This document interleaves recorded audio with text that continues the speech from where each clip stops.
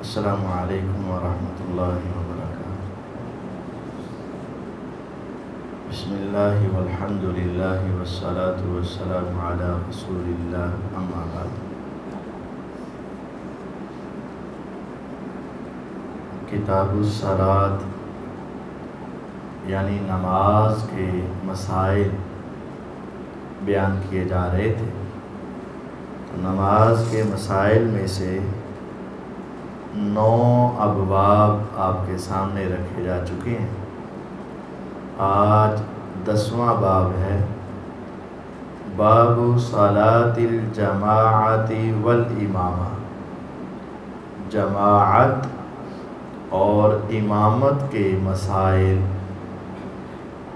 ان کا بیان کیا جائے گا۔ عن عبداللہ بن عمر رضی اللہ تعالی عنہما ان رسول اللہ صلی اللہ علیہ وسلم قال صلاة الجماعت افضل من صلاة الفرد ب27 درجہ۔ سیدنا عبداللہ بن عمر رضی اللہ تعالی عنہ بیان فرماتے ہیں کہ رسول اللہ صلی اللہ علیہ وسلم کا ارشاد گرامی ہے، جماعت کے ساتھ نماز پڑھنا یہ اکیلے نماز پڑھنے سے 27 درجے افضل ہے۔ یعنی اگر کوئی شخص اکیلا نماز پڑھتا ہے اور دوسرا شخص با جماعت نماز ادا کرتا ہے، نماز تو دونوں کی ہو گئی، لیکن جماعت سے پڑھنے والے کو 27 درجے زیادہ ثواب ملا ہے اس کو۔ یعنی دوسرے لفظوں میں کہہ لیں کہ اس کو ایک نماز کا ثواب اور اس کو 27 نمازوں کا ثواب ملا ہے۔ یہ حدیث صحیح بخاری اور مسلم میں ہے۔ بخاری میں 645 نمبر حدیث ہے، اور بخاری مسلم میں ایک اور روایت ہے، عن ابی ہریرہ رضی اللہ تعالی عنہ ب25 جزءا۔ ابو ہریرہ رضی اللہ عنہ فرماتے ہیں کہ 25 جز 25 درجے اس کو زیادہ ثواب ملے گا۔ پچھلی روایت میں 27 اور اس روایت میں 25، یہ دونوں ہی بخاری اور مسلم کی روایت ہے، اور یہاں جز کے لفظ آئے ہیں اور پچھلی میں درجہ کے، اور بخاری میں ب25 درجہ کے لفظ بھی ہیں، 25 درجے۔ اب یہ 2 روایات ہو گئی، ایک میں با جماعت نماز 27 درجے ہیں اور دوسری میں 25 درجے ہیں۔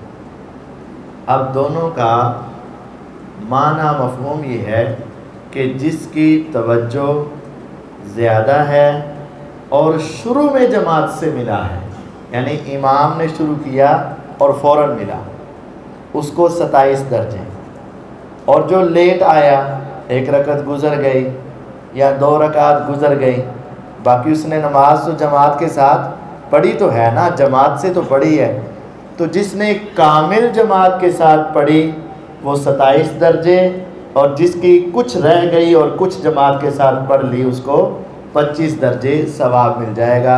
اب یہ دونوں حدیثوں کے اوپر عمل ہو جائے گا، اور دونوں حدیثیں آپس میں ٹکرائیں گی نہیں۔ جب 2 روایات ظاہری طور پر ایک دوسرے سے ٹکرا رہی ہوں تو ان کا ایسا معنی لیا جاتا ہے کہ دونوں کے اندر موافقت پیدا ہو جائے اور اختلاف ختم ہو جائے۔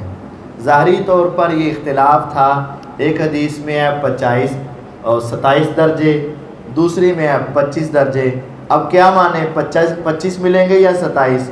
تو اس کا حل یہ کر دیا گیا کہ اگر با جماعت مکمل تکبیر تحریمہ سے لے کر سلام تک جماعت کے ساتھ پڑھی تو 27، اگر ذرا لیٹ آ کر ملا تو 25 درجے اس کو ثواب مل جائے گا۔ وعن ابی ہریرہ رضی اللہ تعالی عنہ ان رسول اللہ صلی اللہ علیہ وسلم قال والذی نفسی بیدی۔ ابو ہریرہ رضی اللہ تعالی عنہ سے روایت ہے کہ رسول اللہ صلی اللہ علیہ وسلم نے قسم اٹھائی، والذی، قسم ہے اس ذات کی، نفسی میری جان، بیدی جس کے ہاتھ میں، اس اللہ کی قسم جس کے ہاتھ میں میری جان ہے۔ بعض لوگ اس قسم کا ترجمہ ایسے کرتے ہیں، قسم ہے اس ذات کی جس کے قبضہ قدرت میں میری جان ہے، تو یہ غلط ترجمہ ہے۔ اللہ تعالیٰ کے لیے جب بیادی ہی یدن، ہاتھ کا ذکر ہے تو اللہ تعالیٰ کے لیے ترجمہ ہاتھ کا ہی کیا جائے گا۔ بعض لوگ اس کا معنی قبضہ قدرت کرتے ہیں، اللہ کی طاقت۔ قبضہ قدرت الگ شے ہے، علی کل شیء قدیر ہونا اللہ کی الگ صفت ہے، اور اللہ تعالیٰ کا ہاتھ ہونا یہ اس کی الگ صفت ہے۔ والذی نفسی بیدہ، قسم اس اللہ کی جس کے ہاتھ میں میری جان ہے۔ اللہ تعالیٰ کے ہاتھ ہیں، قرآن مجید میں ان کا ذکر موجود ہے۔ وقالت الیہود ید اللہ مغلولہ، یہودیوں نے کہا کہ اللہ کا ہاتھ تو باندھا ہوا ہے۔ جواب میں کہا گیا غلت ایدیہم، ان یہودیوں کے اپنے ہاتھ باندھے ہوئے ہیں۔ وَلُعِنُوا بِمَا قَالُوا، اور ان کی اس بکواس پر ان کے اوپر لعنتیں بھیجی گئی۔ انہوں نے اللہ کے بارے میں یہ کیوں کہا؟ بل یداہ مبسوطتان، بلکہ اللہ کے دونوں ہاتھ کھلے ہوئے ہیں، اور اللہ تعالیٰ دن رات ان ہاتھوں سے خرچ کر رہے ہیں۔ اللہ تعالیٰ لوگوں کے اوپر رحمتیں نچھاور کر رہے ہیں۔ تو قرآن مجید میں ہے بل یداہ مبسوطتان، اللہ کے دونوں ہاتھ کشادہ ہیں، کھلے ہوئے۔ ینفق کیف یشاء، جیسے چاہتا ہے وہ خرچ کرتا ہے، کوئی اس کو روک نہیں سکتا، اور اس کے خرچ کرنے سے اس کے مال و دولت اور خزانوں میں کمی نہیں آتی۔ تو اللہ تعالیٰ کا ہاتھ ہے، اور قسم کا ترجمہ قسم اس ذات کی جس کے ہاتھ میں میری جان ہے، ہاتھ بولنا۔ لیکن اس میں ایک بات کا خیال رکھا جائے، اللہ تعالیٰ کے ہاتھ کو اپنے ہاتھ جیسا نہ کہا جائے۔ دیکھیں سب افراد جو موجود ہیں سب کے ہاتھ ہیں، لیکن سب کے ہاتھ ایک دوسرے کے ساتھ ملتے نہیں۔ ہر ایک کے ہاتھ کی بناوٹ، شیپ، ناخن، ہاتھ وغیرہ الگ الگ ہے۔ ہاتھ تو لفظ بولا جائے گا، لیکن سب کے اندر کیا ہوگا؟ فرق۔ اسی طرح اللہ کے ہاتھ ہیں لیکن فرق ہے، ہمارے ہاتھ ہمارے اعتبار سے، اور اللہ تعالیٰ کے ہاتھ اللہ کی شان اور ذات کے لائق جو ہے اس اعتبار سے۔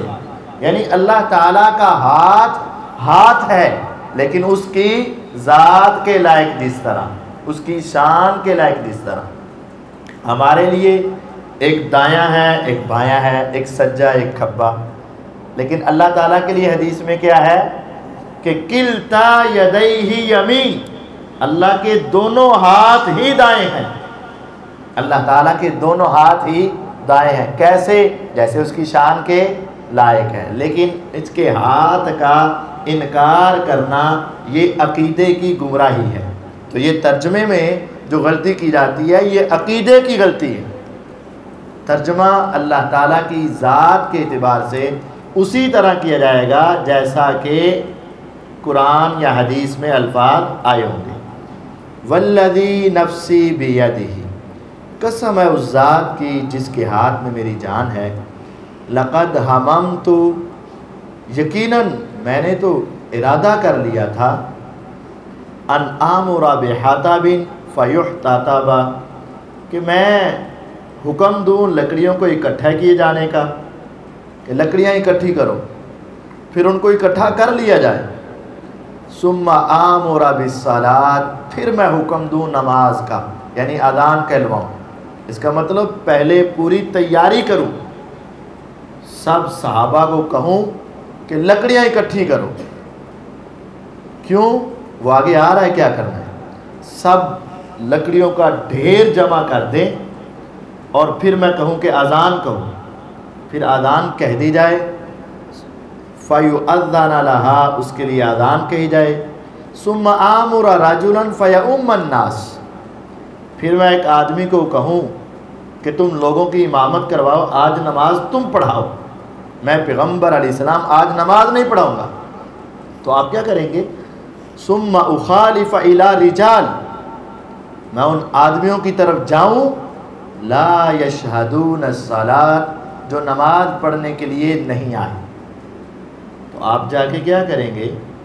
فَأُحَرِّقَ عَلَيْهِمْ بُيُوتَهُمْ، میرا دل چاہتا ہے کہ میں وہ لکڑیاں لے جا کر جس گھر میں وہ بیٹھے ہوئے ہیں اس گھر کو ہی آگ لگا کے رکھ دوں، وہ گھر بھی جل جائے، گھر کا سارا ساز و سامان جل جائے، اور وہ آدمی بھی اس کے اندر بلک بلک کے سڑ مر کے گل کے رکھ جائے، اور اس کا جسم جو ہے وہ راکھ بن جائے، ایسے آدمی کو میں جلا کے رکھوں، میرا یہ دل چاہتا ہے کہ میں ایسا کر دوں۔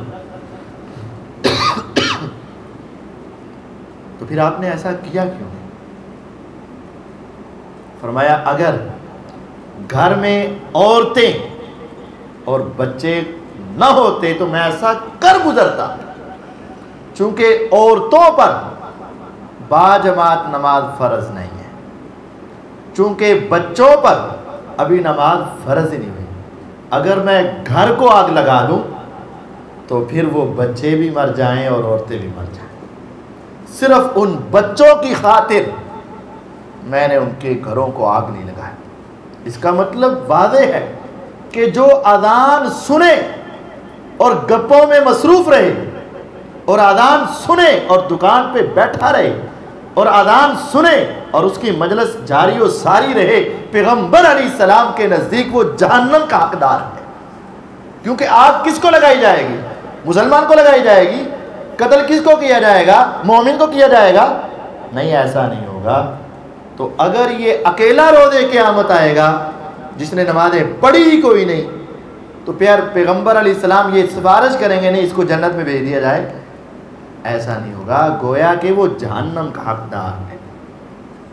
اور جماعت کے ساتھ نماز ادا کرنا یہ فرض ہے، اگر جماعت سے نماز ادا کرنا فرض نہ ہوتا تو آپ اتنی سخت ترین وعید بیان نہ فرماتے کہ میں ان کے گھروں کو آگ لگا دوں۔ ہاں، یہ فضیلت بتاتے رہتے، صرف 27 درجے 25 درجے کم زیادہ یہ تو آپ کہتے رہتے، لیکن اتنی سخت وعید ان کے بارے میں نہ فرماتے۔ یہ سخت وعید ہمیں بتا رہی ہے باجماعت نماز ادا کرنا ضروری ہے۔ پھر آپ نے فرمایا والذی نفسی بیدی، دوبارہ آپ نے قسم اٹھائی، قسم ہے اس ذات کی جس کے ہاتھ میں میری جان ہے، لو یعلم احدہم انہو یجد عرقا سمینا، اگر ان میں سے کسی ایک کو پتہ چل جائے نا کہ وہ موٹی تازی ہڈی جس کے اوپر گوشت لگا ہو وہ ان کو ملے گی اور وہ اس کو کھائیں گے، او مرماتین حسنتین، یا ان کو اچھے اچھے پائے ملیں گے، لشہد العشاء، تو ضرور عشاء کی نماز پڑھنے کے لیے آ جائیں۔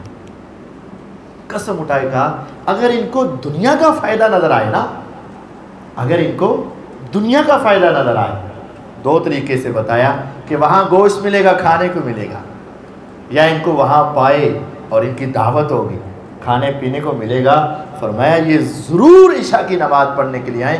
قسم اٹھا کے کہا۔ اب آتے کیوں نہیں؟ کیونکہ نماز کا بدلہ ظاہری طور پر فوراً نہیں مل رہا۔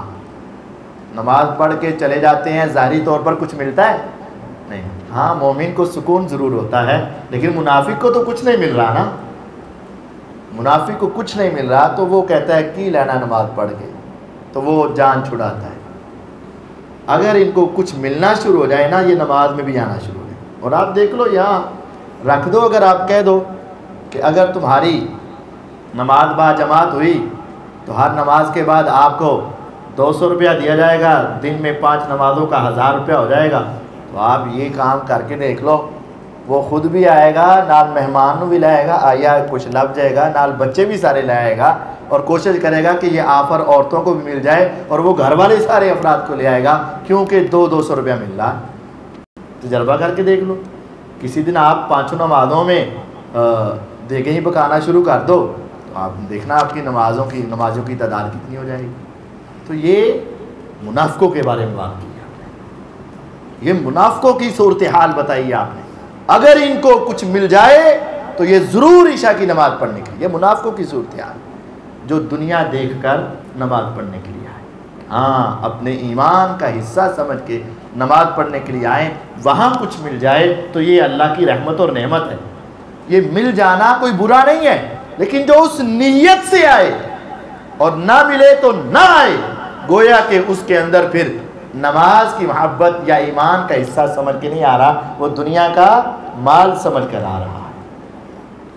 پھر آپ نے فرمایا انہی منافقوں کے بارے میں, وعنہ رضی اللہ تعالی عنہ, ابو ہریرہ رضی اللہ عنہ فرماتے ہیں قال رسول اللہ صلی اللہ علیہ وسلم اسکل الصلاة علی المنافقین صلاة العشاء و صلاة الفجر. منافقین پر سب سے بھاری نماز عشاء کی اور فجر کی ہے. وَلَوْ يَعْلَمُونَ مَا فِيهِمَا, اور اگر ان کو پتہ چل جائے نا کہ ان کا اجر و ثواب اور درجہ کیا ہے, لَأَتَوْهُمَا وَلَوْ حَبْوَا, تو ضرور یہ ان نمازوں کو آئیں اگرچہ ان کو اپنے گھٹنوں کے بل گھسٹ کر ہی کیوں نہ آنا پڑے. چھوٹا بچہ جو ابھی چلنا نہیں جانتا تو وہ اپنے ہاتھ اور اپنے گھٹنوں کے بل ذرا ریڑھتا ہے, گھستا ہے, یا پھر وہ اپنی سرین کے بل زمین کے اوپر گھسٹ گھسٹ کے آگے جاتا ہے. فرمایا اگر ان کو عشاء اور فجر کی نماز کی اہمیت کا علم ہو جائے تو ہر ممکن کوشش کر کے, حتیٰ کہ اگر ان کو گلیوں کے اندر سے اسی طرح پاؤں کے اوپر اور گھٹنوں پر گھسٹ گھسٹ کے آنا پڑے یا سرین کے بل گھسٹ گھسٹ کے آنا پڑے, یہ تب بھی آئیں گے, لیکن نماز گھر میں ادا نہیں کریں گے اور نماز نہیں چھوڑیں گے. آج دیکھ لیں کہ ہمارے گھٹنے بھی ٹھیک ہیں, کمر بھی ٹھیک ہے, جسم بھی ٹھیک ہے, سب کچھ ٹھیک ہے, لیکن نماز کے لیے پھر آنے میں سستی ہو رہی ہے. گویا کہ ہمیں نماز کی اہمیت کا صحیح اندازہ نہ ہو سکا. اگر صحیح اندازہ ہو جائے تو یہ اپنے گھٹنوں کے بل گھسٹ گھسٹ کر بھی آئیں اور نماز ضرور ادا کریں, خصوصاً عشاء اور فجر. یہ منافقین پر بھاری کیوں تھی؟ ان کی رکعات کوئی زیادہ تو نہیں ہے. عشاء کی بھی نماز کے فرض 4 اور 2 سنتے, فجر کی نماز کی 2 فرض اور 2 سنتے, بس عشاء کی نماز تو یہ ختم. وہ وتر جو ہے وہ عشاء کی نماز نہیں, وہ تو تہجد کی نماز کا حصہ ہے نا. عشاء کی نماز کیا ہے؟ 4 فرض 2 سنتے. فجر کیا ہے؟ 2 فرض 2 سنتے. تو یہ مشکل کیوں ہے؟ حالانکہ ظہر تو اس سے زیادہ ہے, مغرب بھی وہ فجر سے زیادہ ہے. تو یہ مشکل 2 وجہ سے ہے. ایک تو یہ تھا کہ عشاء کے وقت انہوں نے سونا ہوتا تھا اور فجر کے وقت وہ سوئے ہوتے تھے. عشاء کے وقت سونا تھا اور فجر کے وقت وہ سوئے ہوتے تھے, تو نیند قربان کرنا ان کے لیے مشکل تھا. اسی لیے فجر کے وقت کہا جاتا ہے الصلاۃ خیر من النوم, نماز بہتر ہے نیند سے, یہ کہا جاتا ہے اس کو. اور دوسرا یہ ہے کہ وہ منافق تھے اور ان کے دل میں ایمان نہیں تھا, بس ایمان شو کر رہے تھے, ظاہر کرتے تھے ایسی مسلمان نہیں تھے. اور عشاء کے وقت اندھیرا ہو جاتا تھا, مسجد میں اس طرح کی لائٹنگ نہیں ہوا کرتی تھی. 1-2 دیے جلا دیے, جب 200-400 بندے نے آنا ہے, اس میں سے 50-60-40-30 کم بھی ہوں گے تو وہ ذرا جلدی پتہ, تو منافقین کو داؤ لگانے کا موقع مل جاتا تھا, تو پھر اس کو داؤ لگانا پسند آتا تھا اور نماز پڑھنا ان کے لیے مشکل ہو جاتا تھا۔ تو اب یہاں بھی جو تو پھنسے ہیں وہ پڑھ رہے ہیں، اور جب تھوڑی سی ڈھیل ملے تو نماز میں سستی ہو جائے تو اس کو اپنے ایمان کو چیک کرنا پڑے۔ جو خوشی سے کسی کے دباؤ کے بغیر ہر وقت نماز پڑھ رہا ہے اس کا ایمان درست ہے، اور جس کو جب بھی تھوڑا سا موقع ملا، اور نماز کی چھٹی جب بھی تھوڑا سا موقع ملا نماز غائب، تو سمجھ لے کہ اس کا ایمان منافقت کے درجے تک پہنچ چکا ہے۔ اس کو اپنے ایمان کی خبر لینی چاہیے۔ عشاء اور فجر منافقین پر بہت باری تھی، اس کا مطلب ہے پڑھتے وہ تھے لیکن بہت مشکل سے، بڑی ٹینشن سے، بڑے پریشان ہو کے، دل برداشتہ ہو کے، دل پہ پتھر رکھ کے ان کو نا اوکھے سوکھے ہو کے پڑھنی پڑتی سی۔ تو آج بھی والدین کے کہنے پر اگر ہماری ایسی کیفیات ہیں، یا اساتذہ کے ذرا ڈنڈے کی وجہ سے ایسی کیفیات ہیں، تو ہمیں اپنے ایمان کی خبر لینی چاہیے کہ کہیں ہم ان منافقین کی طرز پر تو نہیں چل رہے۔ یہ بہت بڑا المیہ بھی ہے۔ اب بہانے بھی بہت ہوتے ہیں کہ نہیں میں نہیں آ سکتا، لائٹ گئی ہوئی ہے، ایسا مسئلہ ہے، ویسا مسئلہ ہے، ذرا دور ہے گھر، ذرا آنا مشکل ہوتا ہے۔ تو یہ اگلی حدیث سن لیجیے۔ وعنہ رضی اللہ تعالی عنہ، ابو ہریرہ رضی اللہ تعالیٰ عنہ بیان کرتے ہیں، اتى النبی صلی اللہ علیہ وسلم رجل اعمی، پیغمبر علیہ السلام کے پاس ایک نبینہ شخص آیا۔ فقال یا رسول اللہ صلی اللہ علیہ وسلم، اے اللہ کے پیغمبر علیہ السلام، انہ لیس لی قائد یقودنی الی المسجد، میرا کوئی قائد نہیں ہے جو مجھے لے جائے مسجد کی طرف۔ نبینہ انسان عموماً اس کے ساتھ کوئی شخص ہوتا ہے جو اس کا ہاتھ پکڑ کر، بازو پکڑ کر اس کو ساتھ ساتھ چلا کر مسجد میں لے جائے۔ تو کہنے لگے میرا کوئی قائد ہی نہیں ہے جو مجھے مسجد میں لے آئے، تو کیا میں گھر میں نماز پڑھ لیا کروں؟ فرخص لہ، تو آپ نے اس کو رخصت دے دی، ہاں تیرے تو ایک عذر بنتا ہے، بیمار ہے، نبینہ ہے، راستے میں لانے والا کوئی نہیں ہے، چوٹ لگ سکتی ہے، گر سکتے ہو، ٹکر ہو سکتی ہے، اندھیرا بھی ہوتا ہے، پاؤں بھی پھسل سکتا ہے، بارش بھی ہو سکتی ہے، موذی جانور بھی ہو سکتے ہیں، پرندے یا درندے بھی ہو سکتے ہیں، حشرات بھی ہو سکتے ہیں، کتے وغیرہ بھی ہو سکتے، کچھ بھی ہو سکتا، تو آپ گھر پر۔ فلما ولا، جب وہ ابھی فتویٰ لے کر واپس ہی مڑا، دعاہو، تو آپ نے اس کو واپس بلایا۔ ذرا بات سننا دوبارہ، اور کہا هل تسمع النداء بالصلاة، اذان جو کہی جاتی ہے، نماز کی آواز جو لگائی جاتی ہے، کیا وہ تو سنتا ہے؟ تیرے کان میں اس کی آواز آتی ہے اذان کی؟ اس نے کہا نعم، کیوں نہیں، جی ہاں آتی ہے۔ آپ نے فرمایا پھر بس، فَأَجِبْ، اگر اذان کی آواز تیرے کانوں میں پڑتی ہے تو پھر لازم ہے کہ تیرا مسجد میں آنا لازم ہے۔ فَأَجِبْ، تو قبول کر، اس اذان کی آواز کو قبول کر، اس کا جواب دے، پھر تیرے اوپر لازم ہے کہ مسجد میں آ۔ نبینہ شخص، اور بخاری میں تو 8 عذر بیان کیے تھے انہوں نے، صحیح بخاری میں اگر ان کو گنو جا کے 8 عذر بیان کیے تھے، اور آپ نے پھر ان سے یہ کہا تھا اذان کی آواز آتی ہے؟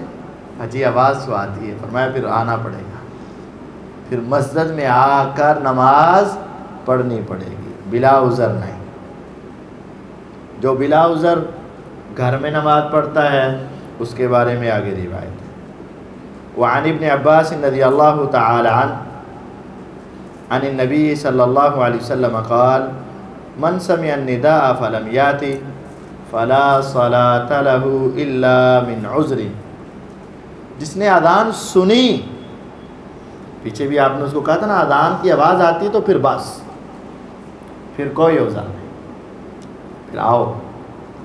من سمع النداء فلم یاته، جس نے اذان سنی اور نماز پڑھنے نہ آیا،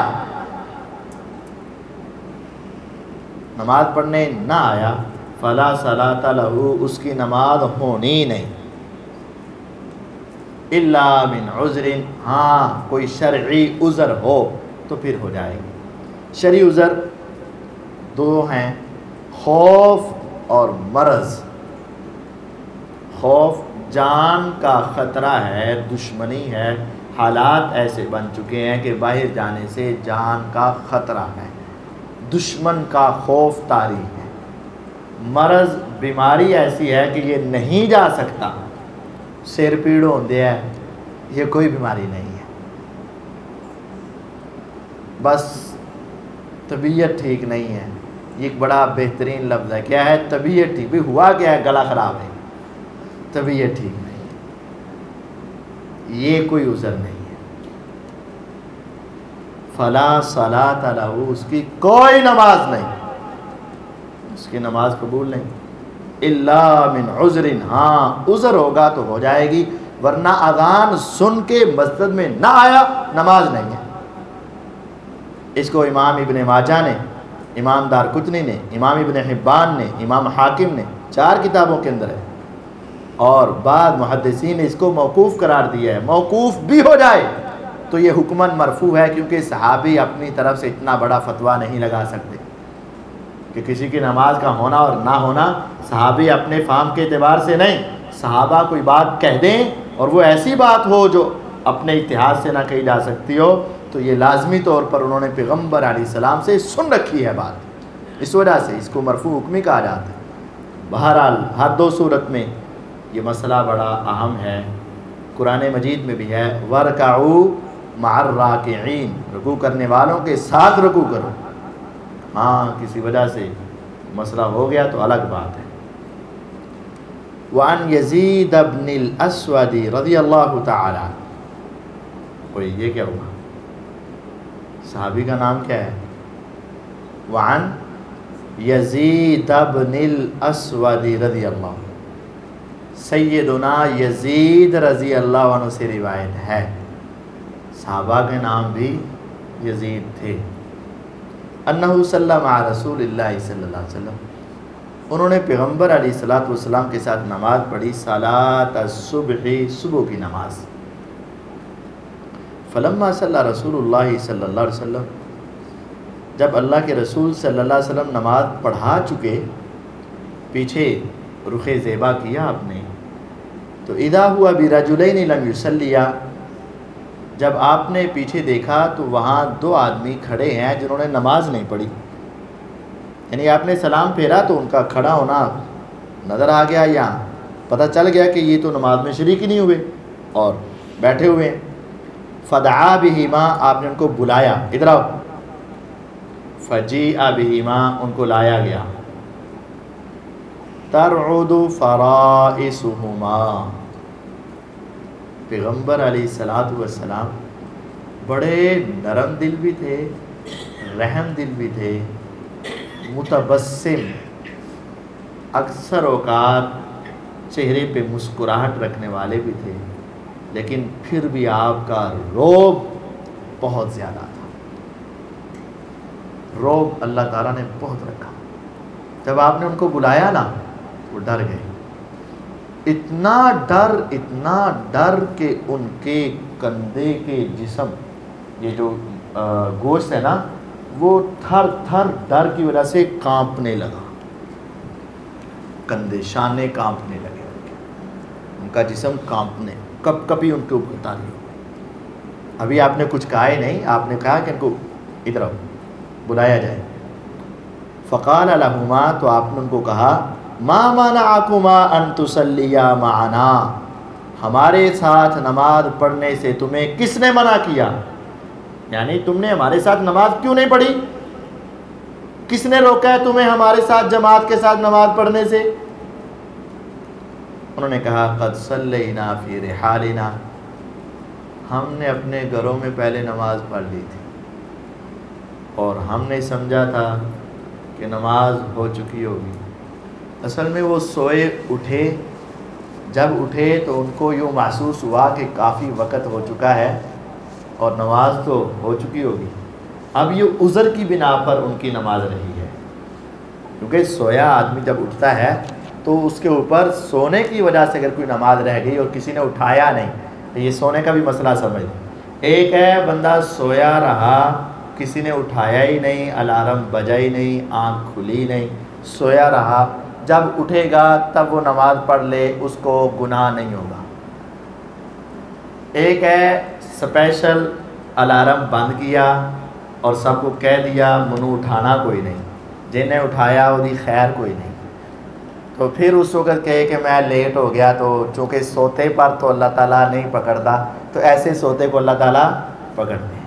اور تیسرا یہ ہے کہ اٹھایا جائے بار بار اور وہ تب بھی نہ اٹھے، جان بوجھ کے جو ہے وہ سستی کا مظاہرہ کرے، تو اس پر بھی پکڑ ہوگی۔ ہاں ایسی نہیں کہ واقعتاً اس کو پتہ ہی نہیں چلا، کسی نے اٹھایا ہی نہیں اور اس کی آنکھ نہیں کھلی، تو یہ نیند کی وجہ سے نماز لیٹ ہو گئی تو کوئی گناہ نہیں، اور نماز اٹھتے ہی فوراً پڑھ لے، اس کو پورا ثواب مل جائے گا۔